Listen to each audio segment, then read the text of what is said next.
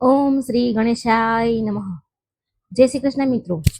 આજે આપણે શનિવારની શનિદેવની કથા સાંભળીશું, જે કર્મના શુદ્ધ કરનારા દેવતા છે, ન્યાયના દેવતા છે. આજે આપણે એની કથા સાંભળીશું. આ તે પવિત્ર દિવસ છે જ્યારે ન્યાયના દેવતા, કર્મફળ આપનાર ભગવાન શનિદેવ પોતાના ભક્તોના જીવન પર વિશેષ દ્રષ્ટિ કૃપા કરે છે અને તેમના કર્મો અનુસાર તેમના ભયમાંથી તેમને મુક્તિ અપાવે છે, સ્થિરતા અને ધૈર્યનું વરદાન આપે છે. શાસ્ત્રોમાં કહેવાયું છે કે જે પણ વ્યક્તિ શનિવારના દિવસે શ્રદ્ધાથી, અનુશાસન અને વિશ્વાસ સાથે શનિદેવની કથા સાંભળે છે, તેના જીવનમાં ચાલી રહેલી દોષ, સાડાસાતી, શનિ દશા, શનિ દોષ, ઢૈયા, બિનજરૂરી ભય, આર્થિક તંગી અને વારંવાર આવતી જીવનમાં અડચણો, મુશ્કેલીઓ ધીરે ધીરે સમાપ્ત થઈ જાય છે. જેમ અંધારી રાત પછી સૂર્યના કિરણો આશા લઈને આવે છે, તેમ શનિદેવની કથા જીવનમાં ન્યાય અને સંતુલન, આત્મબળનો સંચાર કરે છે. દર્શક મિત્રો, એક ક્ષણ થોભીને તમારા જીવન તરફ જુઓ. ક્યારેય કારણ વગર ડર બન્યો રહે છે. ઘણી વખત કારણ વગર જ આપણને ભય લાગે છે. ક્યારેક મહેનત પછી પણ સફળતા નથી મળતી. દેવું અને ગરીબી પીછો નથી છોડતી. ક્યારેક અપમાન, ક્યારેક અસ્થિરતા જીવનને થકાવી દે છે અને ઘણીવાર એવું લાગે છે જાણે ભાગ્ય સાથ જ નથી આપતું. પરંતુ આજે જ્યારે તમે શનિવારના દિવસે આ પાવન કથા, ભગવાન શનિદેવની કથા સાંભળવા બેઠા છો, તો એવું પ્રતીત થાય છે જાણે ન્યાય અને કરુણાની દિવ્ય ઉર્જા તમારા જીવનમાં પ્રવેશ કરી રહી હોય. શનિદેવ એ સમજાવી રહ્યા છે કે કષ્ટ દંડ નથી હોતા, પરંતુ કર્મોને શુદ્ધ કરવાનું માધ્યમ હોય છે. અને જ્યારે ભક્ત ધીરજ રાખે છે, નિયમનું પાલન કરે છે ને સત્યના માર્ગ પર ચાલે છે, ત્યારે શનિદેવ સ્વયં તેના રક્ષક બની જાય છે. ભગવાન શનિદેવ માત્ર દંડ આપનાર દેવ નથી, તેઓ અનુશાસનના દેવતા છે, કર્મને શુદ્ધ કરતા છે. તે એ શક્તિ છે જે મનુષ્યને અહંકારથી વિનમ્રતા, ડરથી સાહસ અને અસ્થિરતાથી સ્થાયિત્વ તરફ લઈ જાય છે. તેમની કૃપાથી દરિદ્રતા દૂર થાય છે, ભય સમાપ્ત થાય છે, જીવનમાં સ્થિરતા આવે છે. આ જ કારણ છે કે આજની આ કથા માત્ર સાંભળવાની નથી, આ કર્મ સુધારવાની અને શનિ બાધાથી મુક્તિની સાધના બની શકે છે. આ શીખવે છે કે જ્યારે મનુષ્ય ધીરજ, સેવા અને સત્યને અપનાવે છે, તો શનિની કઠોર દ્રષ્ટિ પણ કૃપામાં બદલાય છે. ઘણીવાર મનુષ્ય મનમાં પ્રશ્ન કરે છે કે મારા કષ્ટ ક્યારે સમાપ્ત થશે? મારી ગરીબી અને ડર ક્યારે દૂર થશે? મારા જીવનમાં સ્થિરતા અને શાંતિ ક્યારે આવશે? દર્શક મિત્રો, બની શકે કે આજનો આ શનિવાર જ આ તમામ પ્રશ્નના ઉત્તર બની જાય. કારણ કે જ્યારે ભક્તની શ્રદ્ધા અને શનિદેવની ન્યાયપૂર્ણ કૃપા એક સાથે સક્રિય થાય છે, ત્યારે જીવન સ્વયં સાચી દિશામાં આગળ વધે છે. એટલા માટે માત્ર સાંભળશો નહીં, દરેક શબ્દને આત્માથી તમે અનુભવો, તમારા જીવનમાં ઉતારો, તમારી આત્મામાં ઉતારો, હૃદયમાં ઉતારો અને સંકલ્પ લો કે તમે પણ જીવનમાં સત્ય, સંયમ, સેવા અને ધીરજ અપનાવશો. તો આવો મનને શાંત કરી ભગવાન શનિદેવની કથા સાંભળીએ. ડર અને અહંકારનો ત્યાગ કરીએ, હૃદયમાં વિશ્વાસ અને અનુશાસનનો દીવો પ્રગટાવો અને ભગવાન શનિદેવનું સ્મરણ કરો. આ પાવન શનિવારની વ્રત કથાની યાત્રા આપણે આરંભ કરીએ. પરંતુ મિત્રો, આગળ વધતા પહેલા એક અત્યંત આવશ્યક વાત છે. શનિવારની પવિત્ર કથા માત્ર સાંભળવા માટે નથી હોતી, આ જીવનને સાચા માર્ગ પર લાવવાનો એક પ્રયાસ છે. શાસ્ત્રમાં કહેવાય છે કે શનિદેવની કથાને અધૂરી ન છોડવી જોઈએ. તે તેના પૂર્ણ ફળથી વંચિત રહી જાય છે. એ વ્યક્તિ અધૂરી કથા જીવનમાં પણ અધૂરાપણાને જન્મ આપે છે. એટલા માટે વિનંતી છે કે આજની કથાને અંત સુધી જરૂર સાંભળજો. બની શકે કથાનું કોઈ એક વાક્ય, એક શબ્દ, કોઈ એક ભાવ અથવા કોઈ એક શીખ તમારા જીવનને મુક્તિ અપાવે, ડરથી દૂર કરે, ગરીબી દૂર થાય, શનિ બાધાને સદાય માટે દૂર કરી દે. દર્શક મિત્રો, જે વ્યક્તિ ભગવાન શનિદેવની કથાને શ્રદ્ધાથી સાંભળે છે, તેના જીવનમાં ધીરજ, સ્થિરતા અને ન્યાય આવે છે, જે તેને બીજા સુધી પહોંચાડે છે. તેના પર શનિદેવની કૃપા સદા બની રહે છે. અને જો તમે સાચા સનાતની છો, ભગવાનને માનો છો, તો આવી પાવન કથાને દૂર દૂર સુધી ફેલાવો. એ આપણો ધર્મ છે અને પુણ્ય પણ છે. તેથી આ વિડીયોને પ્રેમથી લાઈક કરો, તમારા પરિવાર અને મિત્રો, સગા સંબંધી સાથે શેર કરો અને આ અમારી શ્રેષ્ઠ સુવિચાર ચેનલને સબસ્ક્રાઇબ જરૂર કરી દેજો. ભગવાનનું કરેલું કોઈ પણ કાર્ય વ્યર્થ નથી જતું. આપણા થકી કોઈ સાંભળે છે, કોઈના જીવનમાં પરિવર્તન આવે છે, કોઈના દુઃખ દૂર થાય છે, કોઈને આત્મબળ મળે છે, તો એનું કઈ પુણ્ય ફળ વ્યર્થ નથી જતું. ભગવાન એનું પુણ્ય ફળ આપે જ છે. ભગવાન હરેક ક્ષણ આપણી સાથે છે, એ બધું જ જુએ છે, આપણા સર્વ કર્મના એ સાક્ષી છે. માટે દરેક કથાઓ, જે ભગવાનની કથાઓ છે, એ લોકો સુધી પહોંચાડો, જેથી બીજાના જીવનમાં પણ પરિવર્તન આવે. ભગવાન શનિદેવની દિવ્ય કથાઓ અને જીવનની સાચી દિશા આપનારા સંદેશ મળતા રહે. તો આવો શ્રદ્ધા, ધીરજ ને વિશ્વાસ સાથે ભગવાન શનિદેવનું સ્મરણ કરતા આ પાવન શનિવારની વ્રત કથા સાંભળીએ. જય શનિદેવ. ઓમ શનીશ્વરાય નમઃ. બહુ પહેલાના સમયની વાત છે, જ્યારે મનુષ્ય બહારના રૂપથી તો સફળ દેખાતા, પણ ભીતર તેના મનમાં અધૈર્ય, તુલના અને અહંકાર ધીરે ધીરે મૂળ જમાવતા હતા. એ જ કાળમાં નર્મદાના તટ પર વસેલું એક સમૃદ્ધ નગર હતું, ધર્મનગર. ત્યાં બે ભાઈ બહેન રહેતા હતા. ભાઈનું નામ હતું વિરેન્દ્ર, બહેનનું નામ સાવિત્રી. પિતાના નિધન પછી ઘરની બધી જવાબદારી વિરેન્દ્રના ખભા પર આવી ગઈ. તે પરિશ્રમી હતો, બુદ્ધિમાન હતો, પણ તેના ભીતર એક કઠોરતા આવી ચૂકી હતી. તેને લાગતું હતું કે જીવન માત્ર પુરુષાર્થથી ચાલે છે. ભાગ્ય, ગ્રહ અને ઈશ્વર આ બધું દુર્બળ મનના સહારા છે. તેનાથી વિપરીત સાવિત્રી શાંત સ્વભાવની હતી. તે કર્મમાં વિશ્વાસ રાખતી હતી, પણ સાથે જ સમય અને ધર્મની મર્યાદાને પણ સમજતી હતી. શનિવારનો દિવસ આવતો તો સાવિત્રી દીવો પ્રગટાવતી, કાળા તલ અર્પણ કરતી અને મૌન પ્રાર્થના કરતી. વિરેન્દ્ર આ જોઈને હસતો. એનું કહેવું હતું, જો મહેનતથી બધું મળે છે તો શનિદેવ શું કરશે? સાવિત્રી ઉત્તર ન આપતી, કારણ કે તે જાણતી હતી કે અમુક સત્ય શબ્દોથી નહીં, અનુભવથી સમજવામાં આવે છે. ધીરે ધીરે વિરેન્દ્રના જીવનમાં વિચિત્ર પરિવર્તન આવવા લાગ્યા. પહેલા માત્ર થાક રહેતો, પછી કારણ વગર શરીર ભારે રહેવા લાગ્યું. કામમાં મન ન લાગે, નાની નાની વાતો પર ક્રોધ કરવા લાગે. શનિવારના દિવસે આ બેચેની વધુ થતી હતી તેને. તે આખી રાત સૂઈ ન શકે. મનમાં કારણ વગર ભય ઉમટી પડતો. આની સાથે જ ઘરની સ્થિતિ બદલવા લાગી, વ્યાપારમાં ખોટ થવા લાગી. જે લોકો ઉપર ભરોસો હતો તે સાથ છોડવા લાગ્યા. સાવિત્રી આ બધું જ જોઈ રહી હતી, પણ તે ભયભીત ન હતી, માત્ર ચિંતિત હતી. તે સમજી ગઈ હતી કે આ કોઈ સાધારણ કઠિન સમય નથી, આ કર્મના સંકેત છે. એક રાત્રે વિરેન્દ્રને સપનું જોયું. તેને સ્વયંને એક સુમસામ માર્ગ પર ચાલતા જોયું, જ્યાં ના આગળનું કઈ ખબર છે, ના પાછળનું. ત્યારે જ એક ગંભીર છાયા પ્રગટ થઈ. ના ક્રોધ, ના કરુણા, માત્ર અડગ ન્યાય. તે દ્રષ્ટિ તેના ભીતર ઉતરી ગઈ.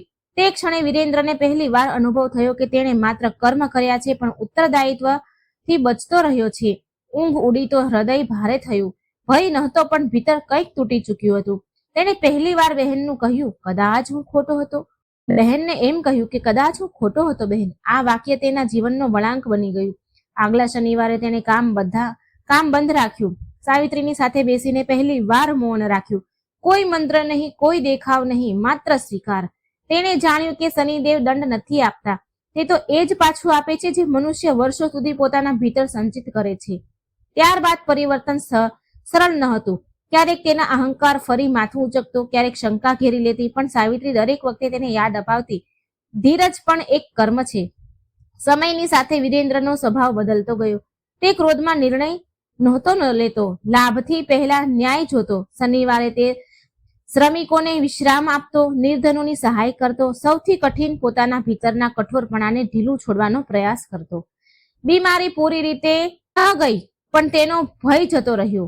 હવે પીડા તેને તોડતી નહોતી, શીખવતી હતી. એક દિવસ ફરી સંકટ આવ્યું. વ્યાપાર લગભગ સમાપ્ત થવાની અણી પર હતો. લોકો બોલ્યા, પૂજાથી કંઈ નથી થતું, પણ વિરેન્દ્ર શાંત હતો. તેણે કહ્યું, જો આ પણ કર્મનું ફળ છે તો હું તેને સ્વીકાર કરીશ. આ સ્વીકાર શનિદેવની સૌથી મોટી કસોટી હતી. ધીરે ધીરે પરિસ્થિતિઓ બદલવા લાગી. લાભ પાછો આવ્યો, સ્વાસ્થ્ય સુધરવા લાગ્યું, અને સૌથી મોટું પરિવર્તન ભાઈ અને બહેનની વચ્ચે વિશ્વાસ ગાઢ થઈ ગયો. સાવિત્રી જાણતી હતી કે આ કોઈ વરદાનનું ફળ નથી, પરંતુ સાચી દિશામાં ઉઠાવેલા પગલાની સ્વીકૃતિ છે. અને પછી એક દિવસ એવો આવ્યો જ્યારે વિરેન્દ્રએ ઊંડી ઈચ્છા મહેસૂસ કરી કે તે સીધા શનિદેવને મળે, તેના ચરણોમાં પોતાની બધી ભૂલો મૂકે અને તેમનાથી પોતાના માટે, પોતાની બહેન સાવિત્રી માટે અને પોતાના પૂરા પરિવાર માટે તેમજ નગર માટે આશીર્વાદ માંગે. તેણે આ ઈચ્છા સાવિત્રીને જણાવી. સાવિત્રીએ હસતા હસતા કહ્યું, ભાઈ, જ્યારે હૃદય શુદ્ધ હોય અને પ્રાર્થનામાં નિષ્કામ ભાવ હોય, ત્યારે પ્રભુના દ્વાર ક્યારેય બંધ નથી હોતા. પણ આ માર્ગ સરળ નથી. શનિદેવ સુધી પહોંચવા માટે તારે તારા ભીતરના એ તમામ લોખંડને ઓગાળવા પડશે, જે તું વર્ષોથી તારા અહંકાર, તારા દંભ અને તારા ક્રોધના રૂપમાં જમા કરતો આવ્યો છે. તે ન્યાયના દેવતા છે. તે સીધા સાદા માર્ગથી નથી મળતા. તેમની પરીક્ષા અંતિમ ક્ષણ સુધી ચાલે છે. વિરેન્દ્રએ દ્રઢ નિશ્ચય કર્યો અને કહ્યું, હું તૈયાર છું બહેન. હવે હું ભાગવા નથી માંગતો. ભલે ગમે તે પરીક્ષા હોય, હું તેને સ્વીકાર કરીશ. હું જાણું છું કે મારા અંદર હજુ પણ ઘણી ઉણપો છે, ઘણી ખામીઓ છે, પણ હું તેને છુપાવવા નથી માંગતો. હું તેને પ્રભુના ચરણમાં રાખીશ. શુદ્ધ થવા ઈચ્છું છું. સાવિત્રીએ તેની આ દ્રઢ ઈચ્છા જોઈને એક વિધિ બતાવી. તેણે કહ્યું, નર્મદા મૈયાના ખોળામાં એક પ્રાચીન અને વિરલ તપસ્વી રહે છે, ઋષિ વૈભવાનંદ. તે શનિદેવની ઉપાસનામાં લીન રહે છે અને તેમના ગૂઢ રહસ્યોને જાણે છે. જો તારી ઈચ્છા વાસ્તવમાં શુદ્ધ છે તો તેમની પાસે જા, તે તને માર્ગ બતાવશે. વિરેન્દ્રએ આગલી સવારે નર્મદાના તટ પર પ્રસ્થાન કર્યું. સાવિત્રીએ તેના માટે એક થેલામાં સાત્વિક ભોજન અને એક કમંડળ મૂક્યો. યાત્રા કઠણ હતી. રસ્તામાં જંગલ, પહાડ, નદીઓ, તોફાન હતા. પણ વિરેન્દ્રનું મન હવે પહેલા જેવું અધૈર્યપૂર્ણ ન હતું. હવે એની પાસે ધીરજ હતી. દરેક કદમ પર તે પોતાની ભીતરની વાતોને સંભાળતો, પોતાના વિચારોને શાંત કરતો અને ચાલતો. ઘણા દિવસની યાત્રા બાદ તે એવા સ્થાન પર ગયો જ્યાં નર્મદાની ધારા પહોળી અને ઊંડી હતી અને આસપાસનું વાતાવરણ એટલું શાંત હતું કે હવાનો સ્પર્શ પણ મંત્રમુગ્ધ કરી દેનારો હતો.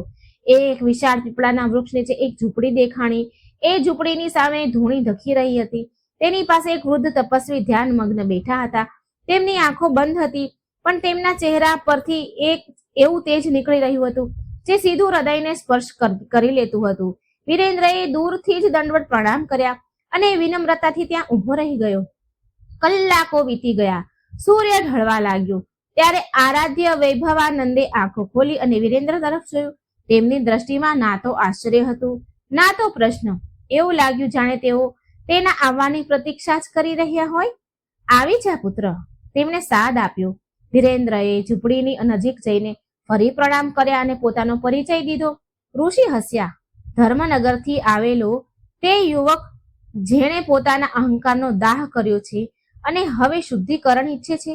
સાવિત્રીએ તારા વિશે મને જણાવ્યું છે. વિરેન્દ્ર આશ્ચર્યચકિત રહી ગયો. ઋષિએ કહ્યું, તારી બહેનની પ્રાર્થનાઓ અને તારા સંકલ્પની ઉર્જા મારા સુધી પહોંચતી રહી છે.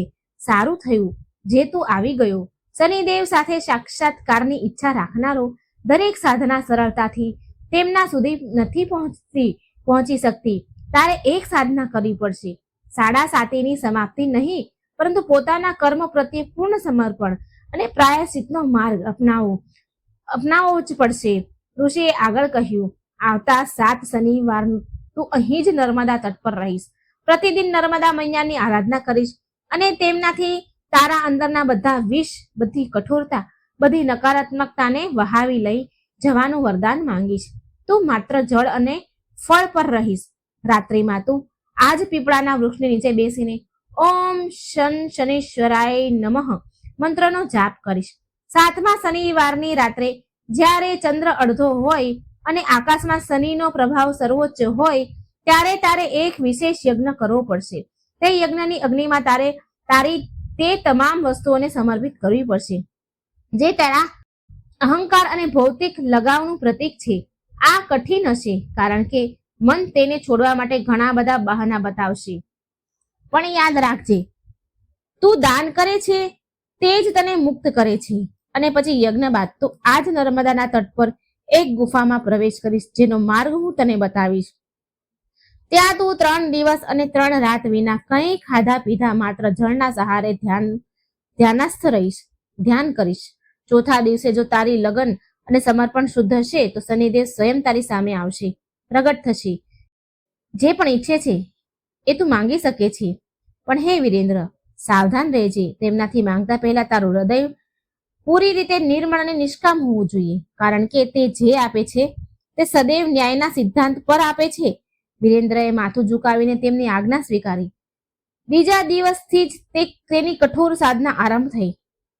પ્રાતઃ વહેલી સવારે નર્મદામાં સ્નાન પછી મૌન રહી જળ લઈને સૂર્યને અર્ધ્ય આપ્યું. દિવસભર ઋષિના કહ્યા અનુસાર નર્મદા સ્ત્રોતનો પાઠ અને પોતાના કર્મનું સ્મરણ. ભોજનમાં માત્ર ફળ અને નર્મદાનું જળ. પહેલા શનિવાર સુધી તેનું શરીર વિદ્રોહ કરવા લાગ્યું. ભૂખ, તરસ, થાક અને જૂની આદતોએ તેને ઘેરી લીધો. મન તેને બહેકાવા લાગ્યું આ બધું વ્યર્થ છે. તું આટલું કષ્ટ કેમ ઉઠાવી રહ્યો છે? ઘરે પાછો ચાલ. પણ ત્યારે જ તેને સાવિત્રીનો ચહેરો યાદ આવ્યો. તેનું તે શાંત સ્મિત અને તેના શબ્દ ધીરજ અને એક કર્મ છે. ધૈર્ય પણ એક કર્મ છે. આ શબ્દ યાદ આવ્યા તેને. વિરેન્દ્રએ મન શાંત કર્યું અને સાધનામાં લીન થયો. બીજા શનિવાર સુધી શરીરે સમર્પણ કરવાનું શરૂ કરી દીધું. હવે ભૂખ તરસનો અહેસાસ ઓછો થતો જતો. મન પણ શાંત થવા લાગ્યું. પણ હવે એક નવી ચુનૌતી હતી. અતીતના તમામ કર્મોનો બોધ. જે લોકોને તેને દુઃખ આપ્યું હતું, જેમની સાથે તેને અન્યાય કર્યો હતો, જેમની ભાવનાઓને તેને ઠેસ પહોંચાડી હતી, તે બધાના ચહેરા તેની આંખો સામે આવવા લાગ્યા. એક ઊંડો પછતાવો તેની અંદર ભીતર ઉમટવા લાગ્યો.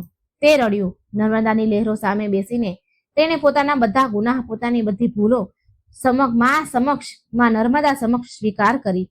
ત્રીજા અને ચોથા શનિવારની વચ્ચે તેની ભીતર એક વિચિત્ર શૂન્યતા આવી. હવે ના અતીતનો મોહ હતો, ના ભવિષ્યનો ભય. તે વર્તમાન ક્ષણમાં જીવી રહ્યો હતો. ઋષિ વૈભવાનંદ ક્યારેક ક્યારેક આવતા અને તેના માથા પર હાથ મૂકી દેતા. તેમના સ્પર્શથી એક ઉર્જાનો પ્રવાહ હતો જે વિરેન્દ્રને શક્તિ આપતો. પાંચમા શનિવારે ઋષિએ તેને એક વિશેષ મંત્ર આપ્યો. ઓમ પ્રામ પ્રીમ પ્રોમ સમ શનેશ્વરાય નમઃ. આ મંત્રના જાપથી વિરેન્દ્રને એવું લાગવા માંડ્યું જાણે તેની આસપાસ એક સુરક્ષા કવચ બની ગયું હોય અને તેની ચેતના વધુ સૂક્ષ્મ થતી જતી હોય. છઠ્ઠા શનિવારની રાત્રે વિરેન્દ્રએ સ્વપ્ન જોયું કે તે એક અંધારી સુરંગમાં ચાલી રહ્યો છે અને સુરંગના અંતમાં એક નીલી કાળી જ્યોતિ ટમટમની રહી છે. જ્યોતિની પાસે પહોંચતા જ તેને એક ગર્જના સંભળાઈ. તું કોણ છે? વિરેન્દ્રએ સ્વપ્નમાં જ ઉત્તર આપ્યો. હું એક પાપી છું, એક ભૂલોથી ભરેલો જીવ જે તમારા ચરણોમાં શુદ્ધિ માંગવા આવ્યો છું. ત્યારે તે જ્યોતિ વધુ નજીક આવી અને તેણે જોયું કે તે એક વિશાળકાય પુરુષનું રૂપ છે, જેના હાથમાં ગદા છે અને એક કાગડા પર આરૂઢ છે. વિરેન્દ્રની ઊંઘ ઉડી ગઈ. તેનું હૃદય ધબકી રહ્યું હતું, પણ ભય ન હતો, પરંતુ એક અદ્ભુત ઉત્સુકતા અને શ્રદ્ધા હતી. સાતમો શનિવાર આવ્યો. ઋષિ વૈભવાનંદે યજ્ઞની તૈયારી કરાવી. વિરેન્દ્રએ પોતાની સાથે લાવેલી તે તમામ વસ્તુઓ કાઢી જે તેની જૂની ઓળખનો હિસ્સો હતો. તેનો મોંઘો મોહરબંધ વ્યાપારિક કરાર, તેની સોનાની અંગૂઠી જે તેના પિતાએ આપી હતી અને જેને તે અહંકારવશ પહેરતો હતો, તેનો રેશમી ખેસ અને એક નાની સુવર્ણ મુદ્રા જે તેણે કોઈ ગરીબનું દેવું ન ચૂકવીને બચાવી હતી. આ બધાને જોઈને તેની આંખો ભીની થઈ ગઈ. આ માત્ર વસ્તુઓ ન હતી, આ તેનો અહંકાર અને લાપરવાહીના પ્રતીક હતા. ઋષિએ અગ્નિ પ્રજ્વલિત કરી. વિરેન્દ્રએ એક એક કરી બધી વસ્તુઓ અગ્નિમાં સમર્પિત કરી. દરેક વસ્તુના બળતા જ તેને લાગ્યું જાણે તેના અંદરનો એક બોજ હળવો થઈ ગયો છે. અંતમાં ઋષિએ કાળા તલ, અડદ અને સરસવનું તેલ અગ્નિમાં અર્પણ કર્યું. મંત્રોની ધ્વનિથી આકાશ ગુંજી ઉઠ્યું. યજ્ઞ સમાપ્ત થયો. ઋષિએ વિરેન્દ્રને આશીર્વાદ દીધા. નર્મદાના તટ પાસે એક છુપાયેલા માર્ગ તરફ ઇશારો કર્યો જે એક ગુફામાં જતો હતો. વિરેન્દ્રએ ઋષિના ચરણ સ્પર્શ કર્યા અને ગુફાની અંદર પ્રવેશ કર્યો. ગુફા અંદરથી વિશાળ હતી. વચ્ચોવચ્ચ એક શિવલિંગ સ્થાપિત હતી અને તેની ઉપર પ્રાકૃતિક રૂપથી એક જળનું ટીપું ટપકી રહ્યું હતું. વિરેન્દ્રએ ત્યાં જ બેસીને ધ્યાન લગાવવાનું શરૂ કર્યું. પહેલા દિવસ અને પહેલી રાત અત્યંત કઠિન હતી. શરીરમાં પીડા, મનમાં ઉથલ પાથલ, પણ તે ડગ્યો નહીં. બીજા દિવસે એક પ્રકારની મૂર્છા છવાઈ ગઈ. તે તેના જાગતા ન સૂતા એક અલગ જ અવસ્થામાં પહોંચી ગયો. ત્રીજી રાત્રે જ્યારે ચારે બાજુ શાંતિ હતી, ત્યારે જ ગુફામાં એક આછી નીલી રોશની ફેલાવા લાગી. હવામાં એક ગંભીર અને ભારે ઉપસ્થિત મહેસૂસ થઈ. વિરેન્દ્રએ ધીરે ધીરે આંખો ખોલી. ગુફાના સામેના હિસ્સામાં એક વિશાળ શ્યામ વર્ણ ગંભીર મુદ્રામાં દેવતા પ્રગટ થયા હતા. તેમના 3 નેત્ર હતા, જેમાંથી ન્યાયની જ્વાળા ધકી રહી હતી. તે હાથમાં ગદા ધારણ કરેલા હતા અને કાળા કાગડા પર વિરાજમાન હતા. તેમના વસ્ત્ર નીલા કાળા હતા. તેમના મુકટમાં નીલમણિ જડિત હતા. વિરેન્દ્રનું શરીર ધ્રુજારીથી ભરાઈ ગયું, પણ તેણે પોતાનું ધ્યાન ન ગુમાવ્યું. તે શ્રદ્ધાથી માથું ઝુકાવીને દંડવત થઈ ગયું. એક ગંભીર ગુંજતો સ્વર ગુફામાં ગુંજ્યો.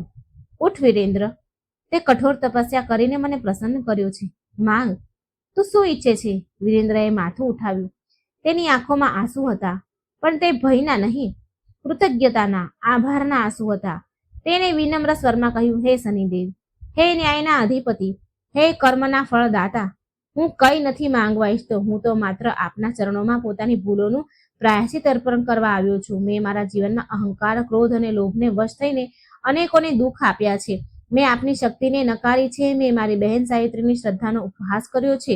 હું આ બધા માટે ક્ષમા યાચના કરું છું. શનિદેવની આંખોમાં જ્વાળા થોડી શાંત થઈ. તેમણે કહ્યું, તે તારા કર્મોનો દંડ ભોગવ્યો છે અને હવે પ્રાયશ્ચિતનો માર્ગ અપનાવ્યો છે. આ જ સાચો પુરુષાર્થ છે. પણ તેમ છતાં હું તને વરદાન આપવા ઈચ્છું છું. બોલ. વિરેન્દ્રએ ફરીથી માથું ઝુકાવીને કહ્યું, જો આપ મારાથી પ્રસન્ન છો હે પ્રભુ, તો હું માત્ર એટલું જ કહીશ, એટલું જ માંગીશ કે આપ મને અને મારી બહેન સાવિત્રીને આપના આશીર્વાદ આપો. તમે મને અને મારી બહેનને આપના આશીર્વાદ પ્રદાન કરો. અમને એટલી બુદ્ધિ આપો કે અમે સદૈવ ધર્મના માર્ગ પર ચાલીએ. અમને એટલું સાહસ આપો કે અમે ક્યારેય અન્યાયની સામે ન ઝૂકીએ. અને હે દેવ, જો કોઈ ઓર માંગવાનું શેષ રહી ગયું હોય તો હું એ માંગુ છું કે આપ મારા અને મારી બહેનના, અમારા કુળના અને અમારા ધર્મનગરના તમામ નિવાસીઓની ઉપરથી તમારી કઠોર દ્રષ્ટિ હટાવો. પોતાની કૃપા દ્રષ્ટિ વરસાવો. તમારી કૃપા દ્રષ્ટિ બનાવી રાખો. અમને સદબુદ્ધિ આપો, સહનશીલતા આપો અને એકબીજા પ્રત્યે કરુણાનો ભાવ આપો. બસ આ જ મારી વિનંતી છે. વિરેન્દ્રની આ નિષ્કામ પ્રાર્થના સાંભળીને શનિદેવના ગંભીર ચહેરા પર એક સૌમ્ય સ્મિત ખીલી ઉઠ્યું.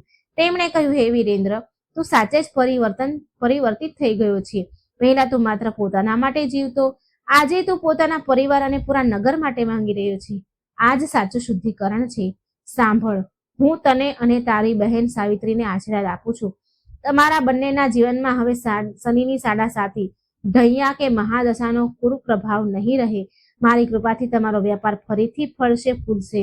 પણ આ વખતે ધર્મ અને ન્યાયની સાથે તમારા ઘરમાં સુખ, શાંતિ અને સમૃદ્ધિનો વાસ થશે. તારી બહેન સાવિત્રીના વિવાહ એક યોગ્ય અને ધાર્મિક વર સાથે થશે અને તેનું વૈવાહિક જીવન આનંદમય રહેશે. ધર્મનગરના તમામ નિવાસીઓ શ્રદ્ધા અને સદભાવથી રહેશે. તેમના પર મારી કૃપા દ્રષ્ટિ સદૈવ બની રહેશે. પણ યાદ રાખજે, આ આશીર્વાદ ત્યાં સુધી જ રહેશે જ્યાં સુધી તમે ધર્મના માર્ગ પર અડગ રહેશો, ન્યાય કરશો, દાન આપશો, શ્રદ્ધા રાખશો અને ક્યારેય પણ અહંકારને વશ નહીં થાવ. તે આજે જે કંઈ શીખ્યું છે તેને ક્યારેય ભૂલતો નહીં. શનિવારના દિવસે નિયમથી મારી આરાધના કરજે. ગરીબો, અસહાયો અને પશુ પક્ષીઓને અન્ન જળ આપજે અને કાળા વસ્ત્ર, તલ, અડદનું દાન કરજે. આજ તને અને તારા પરિવારને મારી કૃપા પ્રાપ્ત કરાવતું રહેશે. એટલું કહીને શનિદેવે પોતાના હાથ ઉઠાવ્યા અને વિરેન્દ્રના માથા પર આશીર્વાદ માટે મૂક્યા. એક તેજ પ્રકાશથી લહેર વિરેન્દ્રના સંપૂર્ણ અસ્તિત્વમાં વહી ગઈ. તેને એવું લાગ્યું કે જાણે તેના ભીતરની બધી ગ્રંથિઓ, બધા બંધન ખુલી ગયા હોય. એક અદ્ભુત શાંતિ અને ઉર્જાએ તેને ભરી દીધો. જ્યારે વિરેન્દ્રએ આંખો ખોલી તો શનિદેવ અદ્રશ્ય થઈ ચૂક્યા હતા. ગુફામાં માત્ર તે નીલી રોશનીનો આભાસ શેષ હતો અને તે ટપકતું જળ. વિરેન્દ્ર ગુફામાંથી બહાર આવ્યો.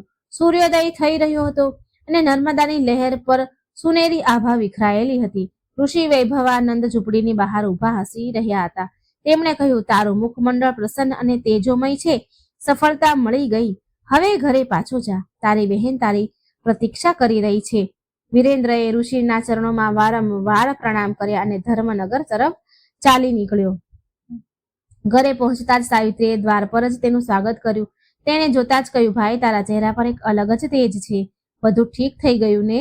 વિરેન્દ્રએ તેને ગળે લગાવીને કીધું, હા બહેન, બધું જ ઠીક થઈ ગયું અને મેં તારા અને આપણા નગર માટે આશીર્વાદ લાવ્યો છું.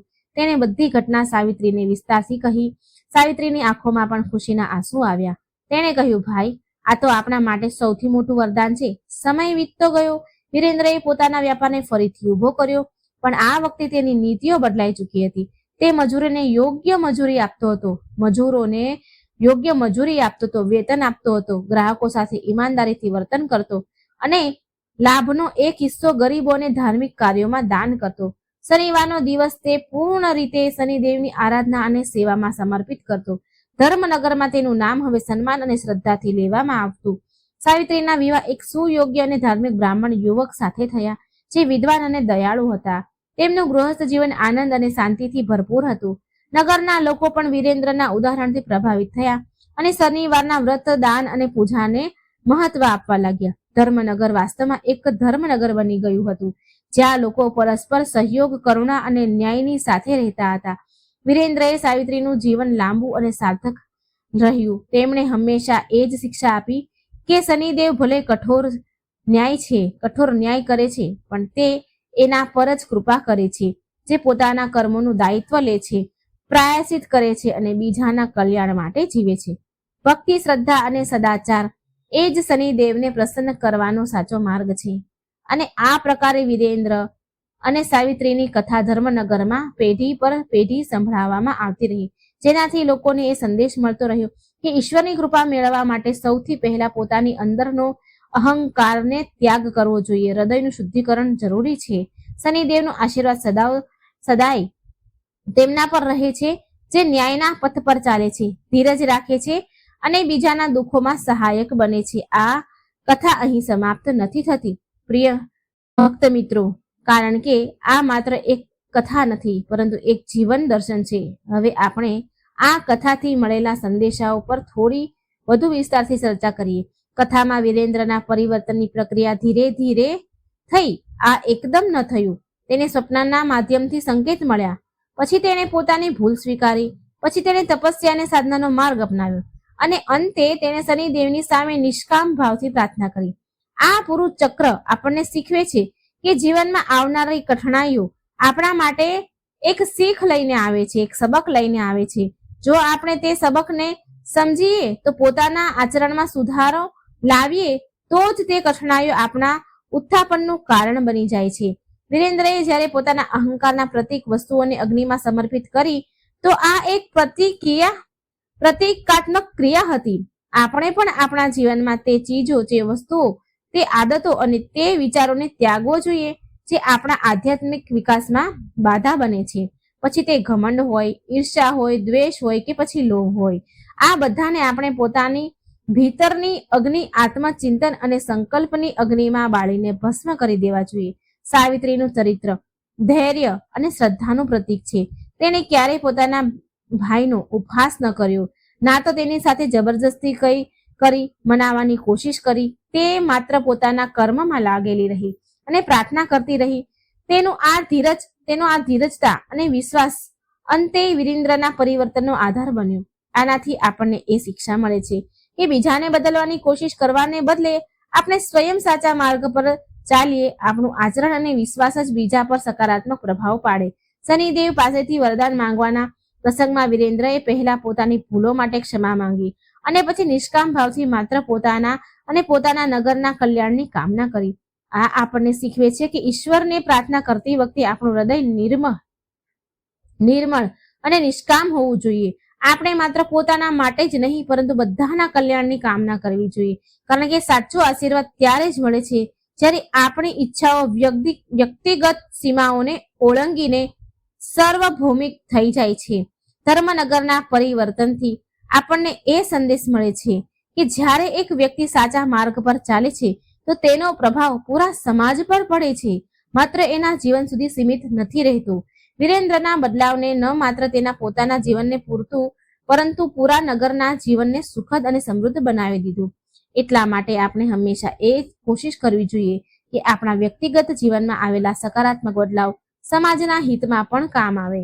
અને અંતમાં શનિદેવના આશીર્વાદની શરતો પર ધ્યાન દઈએ તો તેમણે કહ્યું કે આ આશીર્વાદ ત્યાં સુધી બન્યો રહેશે જ્યાં સુધી વીરેન્દ્ર ધર્મના માર્ગ પર ચાલતો રહેશે. એટલે કે આશીર્વાદ સ્થાયી નથી, પરંતુ આપણા કર્મ પર નિર્ભર છે. જો આપણે સદાચારી અને ધાર્મિક જીવન જીવીએ છીએ તો દૈવી કૃપા આપણા પર સદા બની જ રહે છે. પરંતુ જો આપણે ફરીથી પદ ભ્રષ્ટ થઈ જાય છે, આપણે ખોટા માર્ગ પર જઈએ છીએ, તો કઠણાઈઓ ફરી પાછી આવી શકે છે. એટલા માટે નિરંતર સજાગ અને સાવધાન રહેવું જરૂરી છે. પ્રિય ભક્તો, આ કથા આપણને એ પણ કહે છે કે ગ્રહોની ચાલ અને તેમનો પ્રભાવ અટળ છે, પણ મનુષ્યનો પુરુષાર્થ, તેની શ્રદ્ધા અને તેના સત્કર્મ તે પ્રભાવોને પરિવર્તિત કરવાની શક્તિ રાખે છે. શનિદેવ ન્યાયના દેવતા છે. તે કોઈની સાથે પક્ષપાત નથી કરતા. તે માત્ર આપણા કર્મોનો હિસાબ કિતાબ રાખે છે અને તે અનુસાર ફળ આપે છે. એટલા માટે જો આપણે પોતાના કર્મ શુદ્ધ અને નેક રાખીએ તો શનિદેવની કૃપા આપણા પર સદા બની રહેશે, સદા વરસશે. આપણે શનિવારના દિવસે વિશેષ રૂપથી શનિદેવની આરાધના કરવી જોઈએ. કાળા તલ, અડદ, સરસિયાનું તેલ દાન કરવું જોઈએ. ગરીબો અને જરૂરિયાતમંદોને ભોજન અને વસ્ત્ર દાન કરવા જોઈએ. કાગડાઓને ભોજન નાખવું જોઈએ, કારણ કે કાગડો શનિદેવનું વાહન છે. શનિ મંત્રનો જાપ કરવો જોઈએ, પણ આ બધાથી વધીને આપણે પોતાના મનમાંથી અહંકાર, ક્રોધ અને લોભ કાઢવો જોઈએ. બીજા પ્રત્યે સદભાવના રાખવી જોઈએ. ન્યાયપૂર્ણ આચરણ કરવું જોઈએ. ન્યાયપૂર્ણ આચરણ કરવું આ જ સાચી શનિ ઉપાસના છે. વિરેન્દ્ર અને સાવિત્રીની કથા આપણને એ આશ્વાસન આપે છે કે ભલે પરિસ્થિતિઓ ગમે તેટલી વિપરીત કેમ ન હોય, જો આપણે ધીરજને શ્રદ્ધા રાખીએ અને સત્કર્મ સાથે જોડાયેલા રહીએ તો અંતે વિજય આપણો જ થાય છે. શનિદેવની કૃપા તે બધા પર વરસે છે જે સાચા મનથી તેમના શરણમાં આવે છે અને પોતાના કર્મોનું દાયિત્વ લે છે. તો આવો આપણે આપણા જીવનમાં આ કથાને પ્રેરણા લઈએ, પોતાના અંદર વિરેન્દ્રને ઓળખીએ જે અહંકાર અને ભૌતિકતામાં ખોવાયેલા છે અને પોતાની અંદર સાવિત્રીને જગાડીએ જે શ્રદ્ધા, ધીરજ અને કરુણાથી પરિપૂર્ણ છે. અને શનિદેવને પ્રાર્થના કરીએ કે તે આપણને સૌને સદબુદ્ધિ આપે જેથી આપણે સાચા અને ખોટામાં ભેદ કરી શકીએ. આપણને સાહસ આપે જેથી આપણે કઠણાઈઓનો સામનો કરી શકીએ અને આપણને કરુણા આપે જેથી આપણે બીજાના દુઃખોને સમજી શકીએ અને તેને દૂર કરવામાં સહાયક બનીએ. આ જ સાચી ભક્તિ છે, આ જ સાચી ઉપાસના છે. આ કથાના માધ્યમથી આપણે જોયું કે કેવી રીતે એક વ્યક્તિના પરિવર્તનથી પૂરા પરિવાર, પૂરા નગર અને પૂરા સમાજનું કલ્યાણ થયું. આ કથા અહીં સમાપ્ત થાય છે, પણ તેની શિક્ષા હંમેશા આપણી સાથે રહેશે. આશા છે કે આ કથા તમારા હૃદયને સ્પર્શી હશે અને તમારા જીવનમાં સકારાત્મક પરિવર્તન લાવશે. કથામાં વિરેન્દ્રએ 7 શનિવારનું વ્રત કર્યું. 7નો અંક પણ વિશેષ મહત્વ રાખે છે. 7 દિવસ, 7 સપ્તાહ, 7 માહ આ બધી અવધિઓ વિભિન્ન સાધનાઓ અને વ્રતોમાં મહત્વપૂર્ણ માનવામાં આવે છે. 7 શનિવારનું વ્રત કરવાથી શનિદેવ પ્રસન્ન થાય છે, અનેક ભક્તના બાધા અને કષ્ટ દૂર કરે છે. પણ સંખ્યાથી વધુ મહત્વપૂર્ણ છે નિયમિતતા અને નિષ્ઠા. ભલે તમે 1 શનિવારનું વ્રત કરો કે 7નું, તમારી શ્રદ્ધા અને સમર્પણ સાચા હોવા જોઈએ, એ વધારે માયને રાખે છે. કથાના માધ્યમથી આપણને એ જાણવા મળે છે કે શનિદેવ માત્ર કષ્ટ આપનાર દેવ નથી, તે કષ્ટ હરનાર દેવ છે. તે ન્યાયના દેવતા છે ને ન્યાય ક્યારેક કઠોર લાગી શકે છે પણ ભવિષ્ય માટે હિતકારી હોય છે. શનિદેવની એક બીજી પણ કથા સાંભળીએ જેનાથી તમારી શ્રદ્ધા ઓર ઊંડી થશે. આ કથા અહીં સમાપ્ત નથી થતી. બીજી કથા જે તમારા જીવનના બધા શનિ દોષ મટાડી દેશે. બહુ સમય પહેલાની વાત છે, જ્યારે મનુષ્ય બહારની તો શક્તિશાળી દેખાતા પણ અંદરથી તેના મનમાં અહંકાર અને ધીરજ ધીરે ધીરે ઘર કરવા લાગ્યા હતા. તે સમયે નર્મદાની નજીક ફેલાયેલ એક વિસ્તૃત રાજ્ય હતું, જ્યાંની ધરતી ઉપજાઉ હતી, નદીઓ શાંત વહેતી અને પ્રજા પોતાના રાજાને ધર્મનું પ્રતીક માનતી હતી. તે રાજ્યનું નામ હતું ધર્મપુર અને તેનો શાસક હતો રાજા ધર્મકેતુ. રાજા ધર્મકેતુનું નામ જ તેની ઓળખ હતી. તે ન્યાય કરતા હતા, દંડ આપતા હતા, દાન પણ કરતા હતા, પણ તેના દરેક કર્મમાં એક સૂક્ષ્મ અહંકાર છુપાયેલો હતો. તે એ માનવા લાગ્યા કે તેના ધર્મ માત્ર રાજધર્મ સુધી સીમિત છે. તેનો ધર્મ માત્ર રાજકાજ ધર્મ સુધી જ સીમિત છે, તેનાથી ઉપર કોઈ શક્તિ નથી. આ જ વિચાર ધીરે ધીરે તેના જીવનમાં બેસી ગયો. શનિવારનો દિવસ આવતો તો દરબાર લાગતો, નૃત્ય સંગીત થતા શનિદેવનું સ્મરણ કરવામાં નહોતું આવતું. પુરોહિત સંકેત આપતા, જ્યોતિષ ચૂપચાપ ચિંતા કરતા, પણ રાજા તે વાતનો સમયની બરબાદી સમજતો હતો. તેને વિશ્વાસ હતો કે જે દેખાય છે તે જ સત્ય છે, જે દેખાતું નથી તેના પર ધ્યાન આપવું દુર્બળતા જ છે. આ જ વિચાર શનિદેવના ન્યાયમાં સૌથી મોટો દોષ બની જાય છે. થોડા જ સમયમાં રાજાની શારીરિક એક વિચિત્ર શિથિલતા આવવા લાગી શરીરમાં. પહેલા આ માત્ર થાક હતો, પછી તે દર્દમાં બદલવા લાગ્યો અને હાથ કાંપવા લાગ્યા. નેત્રમાં તેજ ઓછું થવા લાગ્યું અને મનમાં કારણ વગર ભય ઉત્પન્ન થવા લાગ્યો. વૈદ બોલાવવામાં આવ્યા, ઔષધિઓ આપવામાં આવી, પણ રોગનું મૂળ પકડવામાં ન આવ્યું. આ કોઈ સાધારણ બીમારી ન હતી. આ તે પીડા હતી જે ભીતરથી જન્મ લે છે અને બહાર સુધી ફેલાય છે. શનિવારના દિવસે આ પીડા વધુ થતી. જેવો સૂર્ય અસ્ત થાય, રાજાના મનમાં ભારેપણું ઉતરી જતું. તે વિના કારણે ક્રોધિત થતા, ક્યારેક મૌનમાં ડૂબી જતા. તેની સાથે જ રાજ્યની ગતિ પણ બદલાવા લાગી. જે ખેતરોમાં દર વર્ષે અન્ન લહેરાતું હતું ત્યાંની માટી સુકાવા લાગી. જે વેપારીઓની તિજોરીઓ ભરેલી રહેતી ત્યાં ખોટના ભણકારા સંભળાવા લાગ્યા. પ્રજામાં પણ અસંતોષ પાંગરવા લાગ્યો, જાણે બધું એક સાથે બોજરૂપ થતું જઈ રહ્યું હતું. આ બધું જોઈને પણ રાજા ધર્મકેતુ ન સમજ્યા. આ માત્ર સંયોગ ન હતો, કર્મનો ક્રમ હતો. શનિદેવનો ન્યાય ચૂપચાપ ચાલે છે. તે ના શોર કરે છે, ના ચેતવણી વારંવાર આપે છે. તે માત્ર સમય આપે છે અને જ્યારે સમય પૂરો થાય ત્યારે પરિણામ સામે આવવા લાગે છે. એક રાત્રે જ્યારે પીડા અસહનીય થઈ ગઈ, રાજાને તો રાજાના સ્વપ્નમાં સ્વયંને અંધકારથી ઘેરાયેલા જોયા. રાજાએ પોતાના જ સ્વપ્નમાં પોતાને અંધારામાં પામ્યા. ચારે બાજુ મૌન હતું, માત્ર તેના પોતાના કદમોનો અવાજ સંભળાઈ રહ્યો હતો. ત્યારે જ સામે એક ગંભીર આકૃતિ પ્રગટ થઈ. ના ક્રોધ હતો, ના દયા, માત્ર સત્ય. તે દ્રષ્ટિ રાજાના ભીતર સુધી ઉતરી. તે ક્ષણે રાજાને પહેલી વાર અનુભવ થયો કે શક્તિ માત્ર સિંહાસનમાં નથી હોતી. શક્તિ ધૈર્ય અને વિનયમાં હોય છે. ઊંઘ ઉડતા જ રાજાનું શરીર પરસેવાથી રેપઝેપ થઈ ગયું. મન ભયથી પીડાવા લાગ્યું, પશ્ચાતાપથી ભરાઈ ગયું. તેને સ્મરણ આવ્યું કે કેટલી વાર તેને શનિવારને અનદેખો કર્યો છે, અવગણ્યો છે. કેટલી વાર તેને ન્યાયના દેવતાને માત્ર ગ્રહ માનીને ટાળી દીધા છે. હવે તેને સ્પષ્ટ થવા લાગ્યું કે શનિદેવ દંડ આપવા નહોતા આવતા, તે તેને ભીતર ડોક્યું કરવાનો અવસર આપી રહ્યા હતા. સવાર થતા જ રાજાએ દરબાર ન લગાવ્યો. તેણે પુરોહિતોને બોલાવ્યા અને આ વખતે આદેશ આપવા માટે નહીં, સાંભળવા માટે. તેણે શાંત સ્વરમાં પૂછ્યું કે શનિ દોષ માત્ર રોગ અને સંકટ કેમ લાવે છે? પુરોહિતે ઉત્તર આપ્યો કે શનિ દોષ ત્યારે આવે છે જ્યારે મનુષ્ય પોતાના કર્મનો ભાર ઉઠાવવાથી ઇનકાર કરે છે. શનિદેવ કર્મનો બોજ નથી નાખતા, તે તો એ જ પાછું આપે છે જે ભીતર સંચિત હોય છે. રાજા ધર્મકેતુ લાંબા સમય સુધી મૌન રહ્યા. તેના ભીતરનો રાજા પહેલી વાર ઝૂક્યો. તેણે તે જ ક્ષણે સંકલ્પ લીધો કે હવે તે સમયને માત્ર પોતાના પક્ષમાં નહીં, ધર્મના પક્ષમાં વાળશે. શનિવારે તેણે કાળા વસ્ત્ર ધારણ કર્યા, દાનનો આદેશ આપ્યો, પણ તેનાથી વધુ તેણે પોતાના મનમાં અહંકારને દાન કરવાનો પ્રયાસ કર્યો. આ પરિવર્તન તત્કાલ નહોતું થયું. આ એક લાંબી સાધનાની શરૂઆત હતી. અહીંથી જ રાજાના જીવનની તે યાત્રા શરૂ થઈ, જ્યાં કષ્ટ માત્ર દંડ ન રહ્યા પરંતુ શિક્ષા બનતા ગયા. અને આ જ શિક્ષા આગળ ચાલીને તેના રાજ્ય, તેના ધર્મ અને તેના સ્વયંના અસ્તિત્વને એક નવી દિશા આપનારા હતા.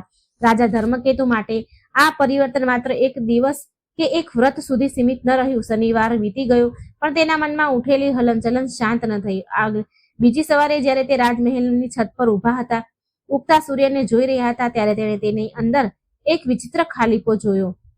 તે સમજી ચૂક્યો હતો કે વર્ષોથી જે સંતુલન બહાર દેખાઈ રહ્યું હતું તે ભીતરથી તૂટી ચૂક્યું હતું. બીમારી હવે પણ પૂરી રીતે ગઈ ન હતી. શરીરમાં દુર્બળતા બનેલી હતી, પણ મનમાં પહેલી વાર સ્વીકારનો ભાવ જન્મ લઈ ચૂક્યો હતો. આ જ સ્વીકાર શનિદેવની પહેલી પરીક્ષા હતી. રાજાએ આદેશ આપ્યો કે રાજમહેલમાં વિલાસના સાધન ઓછા કરવામાં આવે. જે ભોજન સમારોહ છે, અપાર અન્ન વ્યર્થ જતું હતું, તેને સીમિત કરવામાં આવે. શનિવારના દિવસે કારાગારમાં બંધી કેદીઓને અન્ન આપવામાં આવવા લાગ્યું. શ્રમિકોને વિશ્રામ મળ્યો અને નિર્ધનો માટે રાજકોષના દ્વાર ખુલ્યા. આ બધું કરતા પણ રાજાના ભીતર સંઘર્ષ ચાલી રહ્યો હતો, કારણ કે અહંકાર એટલી જલ્દી નથી તૂટતો. ક્યારેક તેના મનમાં વિચાર આવતો કે શું સાચે જ આ કારણ છે કે તે માત્ર ભયવશ આ બધું કરી રહ્યા છે?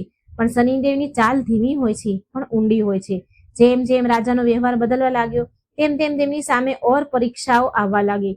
એક દિવસ સીમા પરથી સમાચાર આવ્યા કે વર્ષોથી શાંત રહેનારું પાડોશી રાજ્ય હવે સંધિ તોડવાની તૈયારીમાં છે. સેનાપતિએ યુદ્ધની સલાહ આપી. દરબારી ક્રોધિત થઈ ઉઠ્યા, પણ રાજા આ વખતે તરત નિર્ણય ન લઈ શક્યા. તેને સ્મરણ આવ્યું કે શનિદેવ ક્રોધમાં લેવાયેલા નિર્ણયને કઠોર ફળમાં બદલી દે છે. તેણે પહેલી વાર યુદ્ધથી પહેલા ધૈર્યને પસંદ કર્યું. દૂત મોકલવામાં આવ્યા, સંવાદ થયો અને ખબર પડી શત્રુ રાજ્ય પણ પોતાના આંતરિક સંકટોથી ઝઝૂમી રહ્યું છે. યુદ્ધ ટળી ગયું, પણ રાજાની ભીતર આ સમજ ઓર ઊંડી થઈ ગઈ. શક્તિનો અર્થ માત્ર તલવાર ઉઠાવવો નથી, ક્યારેક તેની નીચે મૂકવી પણ શક્તિ હોય છે. આ દરમિયાન તેની બીમારીમાં પણ હલકો સુધાર દેખાયો. પીડા હવે એટલી તીવ્ર નથી રહેતી. જે રાતોની બેચેની થોડી ઓછી થવા લાગી. વૈદ આશ્ચર્યચકિત હતા, કારણ કે ઔષધિ એ જ હતી, પણ પ્રભાવ બદલાઈ ગયો. પુરોહિત જાણતા હતા કે આ પરિવર્તન બહારનું નથી, ભીતરનું છે. રાજા હવે પ્રત્યેક શનિવારે સ્વયં પ્રજાની વચ્ચે જતા. તે સિંહાસનથી નીચે ઉતરીને એ જ માર્ગો પર ચાલતા જ્યાં ક્યારેક માત્ર તેની સવારી નીકળતી હતી. તેણે જોઈ કે પ્રજાના કષ્ટ કેટલા વાસ્તવિક છે અને તેનો અહંકાર કેટલો કલ્પિત હતો. આ દિવસોમાં તેને ફરી સ્વપ્ન આવવા લાગ્યું, પણ હવે તે ડરાવણા નહોતા. સપનામાં એ જ ગંભીર આકૃતિ આવતી, પણ આ વખતે મૌનમાં નહીં, સંકેતોમાં. ક્યારેક તેને કાળા તલ અર્પિત કરતા જોતા, ક્યારેક કોઈ વૃદ્ધને સહારો આપતા. રાજા સમજવા લાગ્યા કે શનિદેવની કૃપા કોઈ વરદાન નથી, પરંતુ સાચી દિશામાં વધવા કદમોની સ્વીકૃતિ છે. પછી એક એવો શનિવાર આવ્યો જ્યારે રાજાની બીમારી અચાનક વધી. શરીરમાં અસહનીય પીડા ઉઠી, જાણે બધું ફરીથી તૂટવા લાગ્યું હોય. દરબાર હડકંપ મચી ગયો. દરબારમાં તો કેટલાક એક કહે છે કે પૂજાવ્ય છે, કેટલાકે કહ્યું આ અંતિમ સમય છે, પણ રાજા ધર્મકેતુ શાંત હતા. તેને ધીમા સ્વરે કહ્યું, જો આ પણ કર્મનું જ ફળ છે તો તે તેનો સ્વીકાર કરે છે. તે જ ક્ષણે તેને મનમાં ને મનમાં સંકલ્પ લીધો કે ભલે શરીર સાથ આપે કે ન આપે, ધર્મના માર્ગથી નહીં હટું. આજ તે ક્ષણ હતી જ્યારે શનિદેવની પરીક્ષા પોતાની ચરમ સીમા પર હતી. કષ્ટ વધીને સીમા અડે છે, સીમાએ પહોંચી ગયું ત્યારે જ તેનું બંધન ઢીલું પડે છે. થોડા જ દિવસોમાં રાજાની સ્થિતિ સ્થિર થવા લાગી. રોગ પૂરી રીતે સમાપ્ત ન થયો, પણ તે રોગ રાજાને નિયંત્રિત નહોતો કરી રહ્યો, પરંતુ રાજા રોગની સાથે જીવતા શીખી ગયા. રાજ્યમાં પણ પરિસ્થિતિઓ ધીરે ધીરે સુધરવા લાગી. વર્ષા થઈ, ખેતરોમાં હરિયાળી પાછી આવી અને પ્રજાના મનમાં ફરીથી વિશ્વાસ જાગ્યો. આ કથા અહીં સમાપ્ત નથી થતી, કારણ કે રાજા ધર્મકેતુની યાત્રા હજુ શેષ હતી. શનિ દોષ માત્ર સંકટ નહોતો લાવ્યો, તે રાજાના જીવનમાં એક લાંબી સાધનાનું દ્વાર ખોલી ચૂક્યો હતો, જ્યાં દરેક શનિવારે એક નવી પરીક્ષા અને દરેક કષ્ટ એક નવો બોધ લઈને આવવાનો હતો. અને હવે આપણે આ કથાને ઓર ઊંડાણથી અને વિસ્તારથી વિના રોકાએ વિના છોડીએ તેને સંપૂર્ણ ગરિમા અને શિક્ષાની સાથે આગળ વધારીએ છીએ. રાજા ધર્મકેતુ હવે સમજવા લાગ્યા હતા કે શનિદેવનો માર્ગ માત્ર તપસ્યાનો નથી, પરંતુ કર્મની શુદ્ધિનો માર્ગ છે. એક દિવસ જ્યારે તે નર્મદા તટ પર શનિવારની સંધ્યાએ તલ અને તેલનું દાન કરીને પાછા ફરી રહ્યા હતા, તો તેમની દ્રષ્ટિ એક વૃદ્ધ મજૂર પર પડી. એક ભારે લાકડાનો ભારો ઉઠાવતા લડખડતા અને પડી ગયા. રાજા તત્કાલ પોતાના રથમાંથી ઉતર્યા અને સ્વયં તે વૃદ્ધની સહાયતા માટે દોડ્યા. તેણે ન માત્ર તેને ઉઠાવ્યા, પરંતુ તેના ઘા પર પાણી નાખ્યું અને પોતાના વસ્ત્રનો એક ટુકડો ફાડીને પટ્ટી બાંધી. સેવકો ચકિત રહી ગયા, કારણ કે આ એ જ રાજા હતા જે ક્યારેક પ્રજાને સીધા જોવાથી પણ કતરાતો હતો. તે વૃદ્ધની આંખોમાં આંસુ હતા. તેને રાજાને ઓળખ્યા નહોતા, કારણ કે રાજા સાધારણ કાળા વસ્ત્ર રાજાએ પહેરેલા હતા. તેણે રાજાનો હાથ ચૂમી લીધો અને કહ્યું, પુત્ર, તારા જેવો સરળ હૃદયવાળાને શનિદેવ ક્યારેય દુઃખી નહીં રાખે. રાજાનું હૃદય ભરાઈ આવ્યું. તેને લાગ્યું જાણે આ શનિદેવનો જ સંદેશ હતો. તેના માધ્યમથી આવેલો તેણે વૃદ્ધને પૂછ્યું કે શું તેને કષ્ટ છે. વૃદ્ધે જણાવ્યું કે તેનો એકમાત્ર પુત્ર, જેના ભરણ પોષણનો સહારો હતો, ઘણા મહિનાઓ પહેલા એક દુર્ઘટનામાં પોતાનો પગ તોડાવી બેઠો હતો અને હવે ચાલી નથી શકતો. વૈદ્યોએ હાર માની લીધી છે. ઘરમાં અન્નનો એક દાણો નથી અને તે સ્વયં વૃદ્ધ થઈ ચૂક્યા છે. તેથી મજૂરી કરીને પેટ પાળવું મુશ્કેલ થઈ રહ્યું છે. રાજાએ તત્કાલ તે વૃદ્ધ અને તેના પુત્રને પોતાની સાથે રાજમહેલમાં લઈ જવાનો આદેશ આપ્યો. સેવકોએ તેને રોકવા માંગ્યા, શંકા કરી કે ક્યાંક આ કોઈ ષડયંત્ર ન હોય, પણ રાજા અડગ રહ્યા. રાજમહેલ પહોંચીને જ્યારે તે વૃદ્ધને ખબર પડી કે જે યુવકે તેની સહાયતા કરી તે સ્વયં રાજા ધર્મકેતુ છે, તો તે ભયથી કાપવા લાગ્યા અને ક્ષમા માંગી. રાજાએ તેને સાંત્વના આપી અને કહ્યું, નહીં, તમારા આશીર્વાદ જ મારા માટે સૌથી મોટું ધન છે. તમારા પુત્રનો ઈલાજ રાજવૈદ કરશે અને જ્યાં સુધી તે ઠીક ના થાય, તમારા બંનેનું ભરણ પોષણ રાજકોષમાંથી થશે. આ જોઈને બધા દરબારીઓ આશ્ચર્યચકિત રહી ગયા. આ એ જ રાજા હતા જે ક્યારેક દાનને માત્ર એક રાજકીય ઔપચારિકતા માનતા હતા. હવે તેના દાનમાં કરુણા હતી, સહજ માનવીય સંવેદના હતી. તે માત્ર રાજાને ફરી સ્વપ્ન આવ્યું. આ વખતે સ્વપ્નમાં શનિદેવની આકૃતિ પહેલાથી થોડી અલગ હતી. તેમના કાળા વસ્ત્રોમાં એક મંદ પ્રકાશ દેખાઈ રહ્યો હતો અને તેમના હાથમાં એક ત્રાજવું હતું. એક પલડામાં રાજાના જૂના અહંકારના કર્મ રાખ્યા હતા, જે ભારે હતા, અને બીજા પલડામાં તેના હાલના કેટલાક કર્મ વૃદ્ધની સહાયતા, ધીરજતા, વિનમ્રતા રાખ્યા હતા, જે હળવા હતા. શનિદેવ કોઈ શબ્દ ન બોલ્યા, માત્ર ત્રાજવાને જોતા રહ્યા. પછી અચાનક તે હળવા પલ્લામાં એક ચમકતી વસ્તુ મૂકી અને તે પલડું ધીરે ધીરે ભારે થવા લાગ્યું. રાજાને ઊંઘ ઉડી ગઈ. તેને સમજ ન આવ્યું કે આ સપનું શું અર્થ હતો આનો, પણ તેના મનમાં એક અદ્ભુત શાંતિ હતી. આગલા દિવસે જ્યારે તે દરબારમાં બેઠા હતા, ત્યારે દ્વારપાળે સૂચના આપી. એક સાધારણ ખેડૂત બહુ જ વિનમ્રતાથી રાજાને મળવાની ઈચ્છા રાખે છે. રાજાએ તેને અંદર બોલાવ્યા. ખેડૂતના હાથમાં એક નાનું માટીનું વાસણ હતું. તે ગભરાયેલો હતો.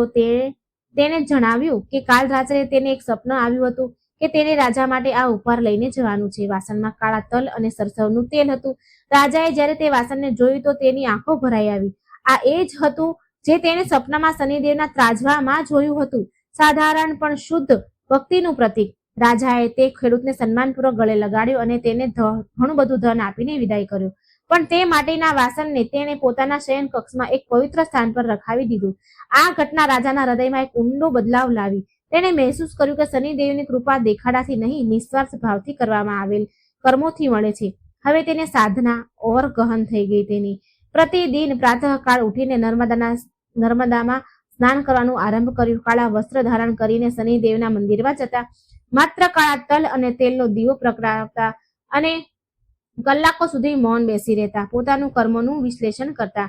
તેણે પોતાના જીવનના દરેક પાસાને જોવાનું શરૂ કર્યું.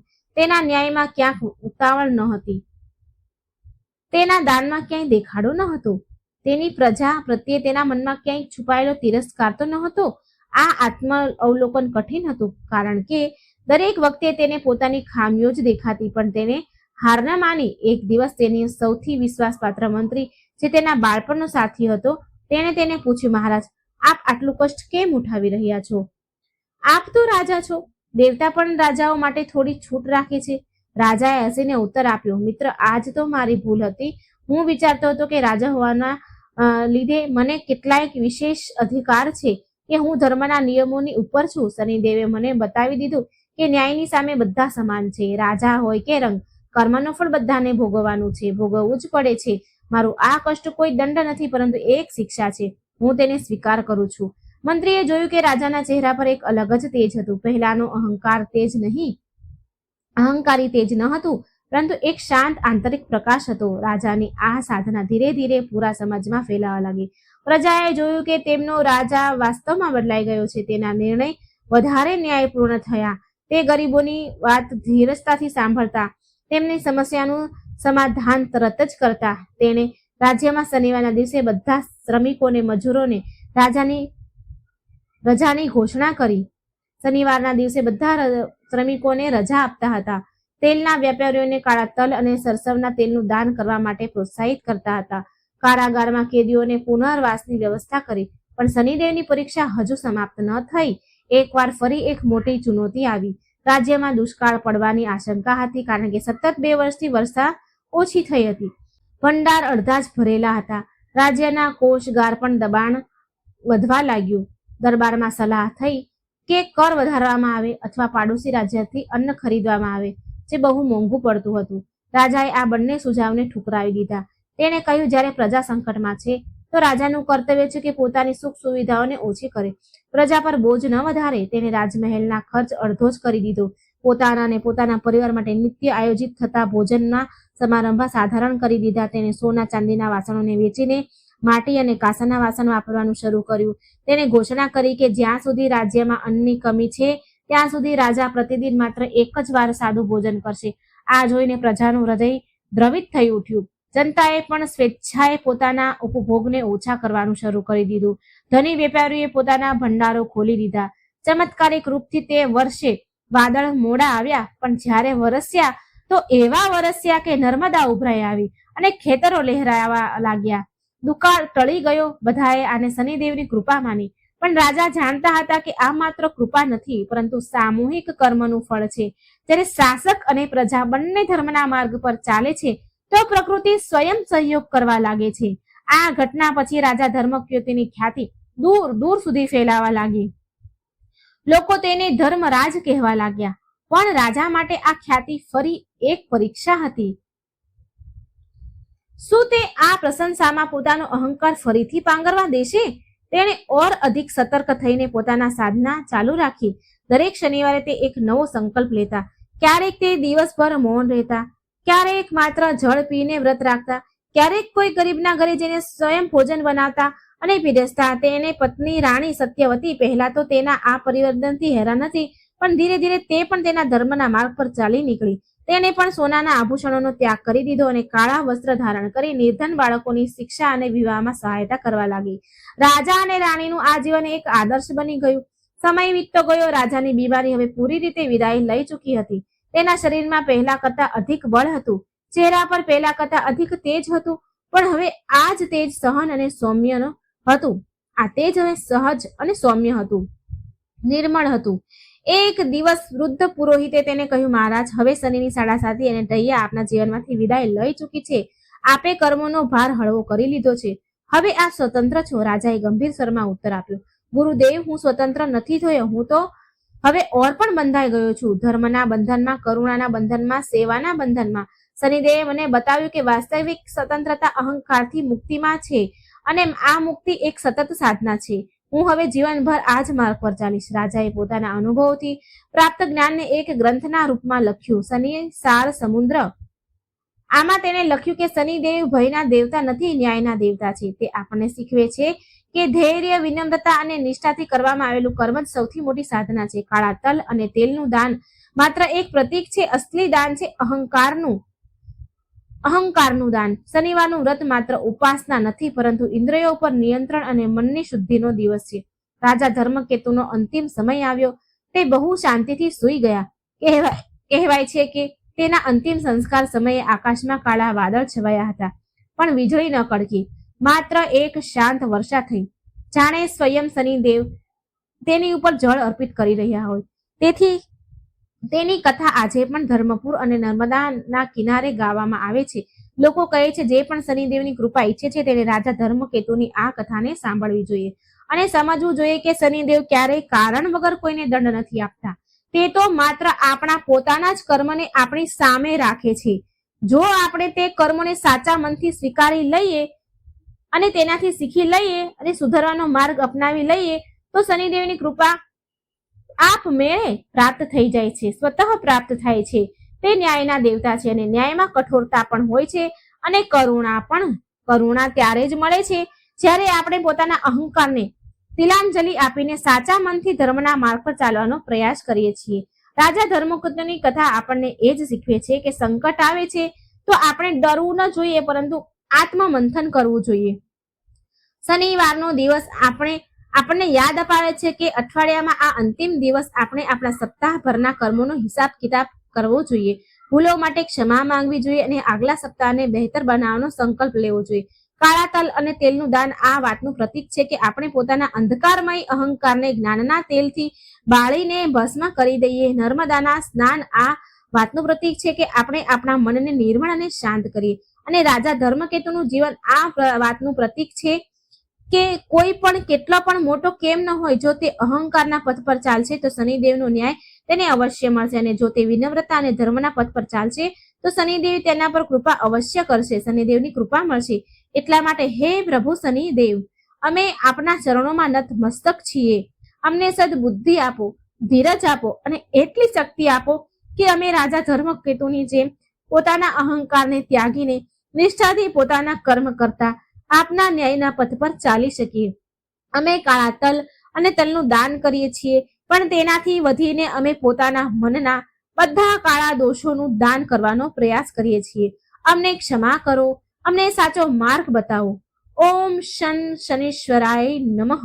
અને આ પ્રકારે રાજા ધર્મકેતુની કથા પૂર્ણ થઈ, પણ તેની શિક્ષા સદૈવ અમર રહેશે.